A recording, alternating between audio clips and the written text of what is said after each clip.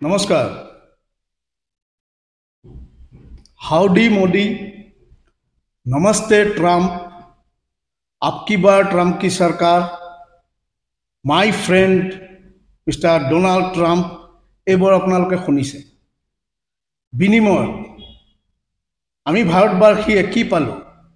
Trump এই বছৰ জয়ী হোৱাৰ পিছত প্ৰথমতে কি কৰিলে, আমাৰ ভাৰতীয় নাগৰিক আমেৰিকাত যিখিনি কিছু আছিলে, ষ্টুডেণ্ট ভিজা লৈ গৈছিলে বা অন্যান্য ভিজা লৈ গৈছিলে, তেওঁলোকক হাতে ভৰিয়ে শিকলি লগাই প্লেনত উঠাই, বায়ুসেনাৰ প্লেনত উঠাই জাবৰি ডুম কৰা দি সোমাই লৈছে, সোমাই লৈ পেলাই ভাৰতত আনি পেলাইছে। বেলেগ অইন ৰাষ্ট্ৰৰ নাগৰিককো আমেৰিকাৰ পৰা বাহিৰ কৰিছে, কিন্তু এই ধৰণে ট্ৰিটমেণ্ট কাৰো লগত হোৱা নাই। এই বাৰে বাৰে বৈদেশিক নীতিৰ যে বিফলতা, সেই বিফলতাৰ এইটো এটা জ্বলন্ত উদাহৰণ।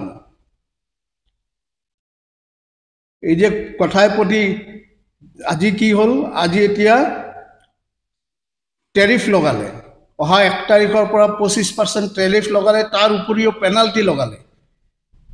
দেশৰ বৈদেশিক নীতি, কূটনৈতিক বিফলতা কি পৰ্যায়লৈ গৈ পালে এইবিলাক হ'ব পাৰে, আপোনালোকে ভাবি চাওক।